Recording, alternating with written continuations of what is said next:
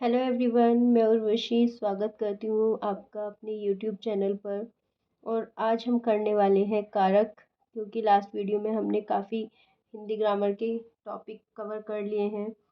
क्योंकि ये बहुत ज़्यादा इम्पोर्टेंट टॉपिक है और हर कॉम्पिटिटिव एग्ज़ाम में हो, चाहे क्लास 8th हो, 9th हो, 10th हो, सभी में इससे एग्ज़ाम आते हैं।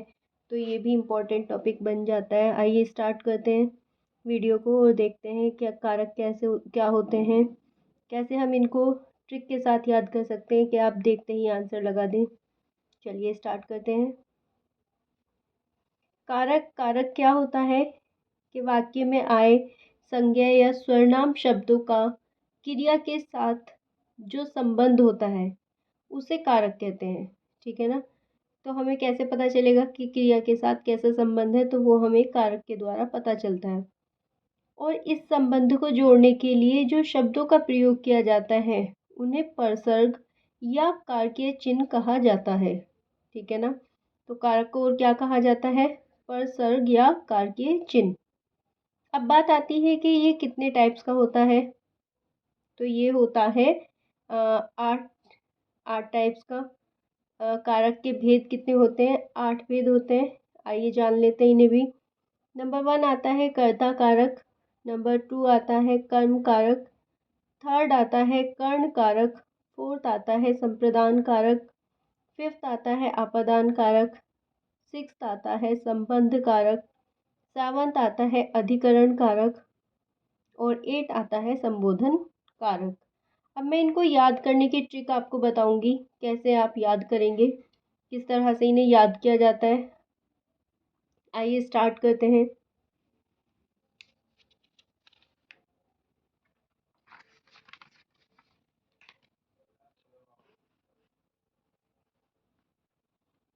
ट्रिक के साथ देखेंगे हम। स्टार्ट करते हैं।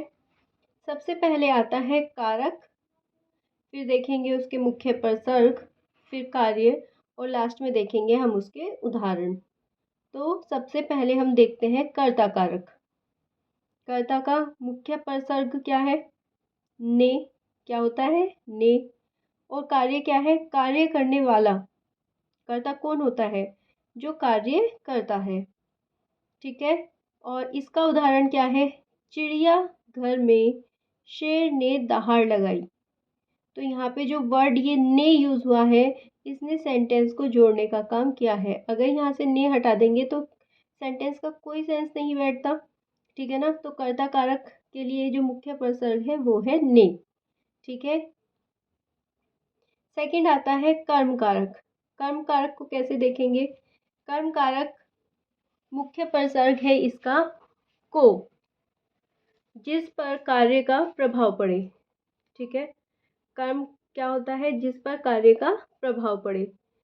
फॉर एग्जाम्पल, इसका जो उदाहरण है, कवि ने श्रोताओं को कविताएं सुनाई। तो इसमें कवि ने क्या काम किया? कर्म क्या हो रहा है? तो वो हो रहा है जो शब्द है को, उसके द्वारा किया जा रहा है। ठीक है। नेक्स्ट आता है कर्ण कारक। कर्ण कारक में मुख्य प्रसर्ग है से या के द्वारा। के द्वारा को हम साधन के रूप में प्रयोग करेंगे। ठीक है। जैसे अभी हम इसका एग्जाम्पल देखेंगे तो हमें समझ में आएगा। तो इसका कार्य क्या है? जिसके द्वारा कार्य कर्ता कार्य करे। ठीक है। उदाहरण, रजत ट्रेन से सूरत गया।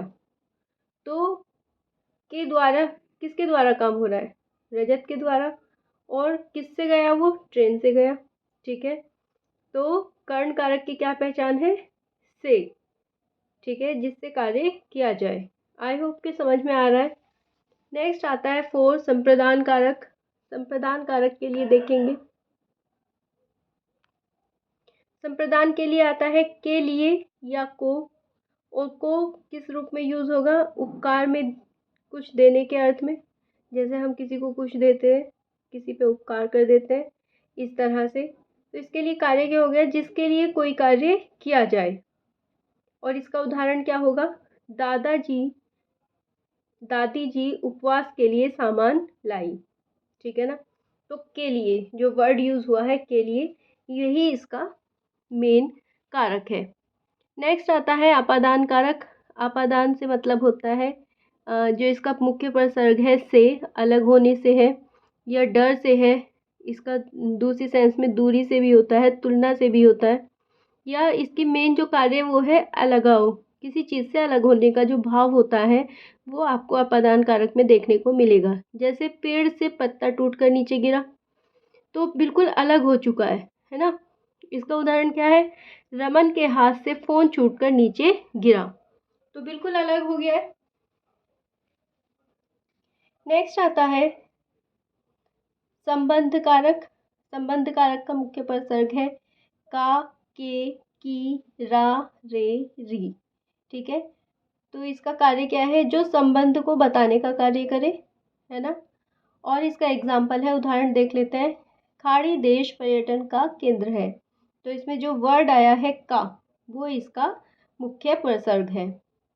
नेक्स्ट आता है अधिकरण कारक। अधिकरण का मुख्य प्रसर्ग क्या होगा, में या पर, और इसका कार्य है जो क्रिया के स्थान में समय को बताने का कार्य करे, है ना। और इसका उदाहरण क्या होता है, संसार में भारत की एक अलग पहचान है। तो में जो ये वर्ड आया इससे हमने पहचान लिया कि इसमें अधिकरण कारक है। लास्ट आता है संबोधन कारक, और ये सबसे सिंपल होता है, इसे बच्चे देखते ही पहचान सकते हैं, क्योंकि इसमें जो ये मार्क आता है इससे हमें पता चल जाता है। जैसे हे, अरे, ओ, ए, ये जो वर्ड है इनसे हमें पता चल जाएगा इसमें संबोधन कारक है। क्या है इसका कार्य, किसी को पुकारने का कार्य करे। उदाहरण देख लेते हैं, हे प्रभु सब पर अपनी कृपा रखे। तो इसे देखते ही हमें पता चल गया, ये जो विराम चिन्ह आया है इससे हमें पता चल जाता है कि इसमें कौन सा कारक है, संबोधन कारक है। आइए आप देखते हैं इसकी ट्रिक, कैसे हम बिल्कुल एकदम सिंपल लैंग्वेज में ट्रिक के साथ इसे कैसे याद करेंगे, ये जानना बहुत ज़्यादा ज़रूरी है। चलिए देखते हैं ट्रिक क्या है इसकी, कैसे याद करेंगे। इसे याद करेंगे कुछ इस तरह से, कर्ता ने कर्म को कर्ण से संप्रदान के लिए अपादान से संबंध का की के अधिकरण में पर संबोधन है अरे। ये इसी तरीके से याद किया जाता है, आप भी इसे इसी तरीके से याद करें, हमने भी इसे इसी तरीके से याद किया था। और लास्ट की एक ट्रिक और है कि स्टार्टिंग के 3 वर्ड के कर्ता कर्म और कर्ण उनको एक साथ लिखें, याद हो जाएगा। फिर आता है से ए, ठीक है ना, 2 वर्ड एक साथ लिखेंगे से और ए। और लास्ट में है से ए से, इनको एक साथ लिखेंगे से ए से, ठीक है। तो इससे भी हमें तीनों वर्ड याद रहेंगे, कर्ता कर्म कर्ण, संप्रदान अपादान, संबंध अधिकरण संबोधन। तो ये थी आज की ट्रिक। आई होप कि ये वीडियो आपको समझ में आई होगी, वीडियो देखकर आपको सारे कारक समझ में आए होंगे। अगर वीडियो अच्छी लगी हो तो लाइक करें, शेयर करें और हमारे चैनल को सब्सक्राइब भी करें।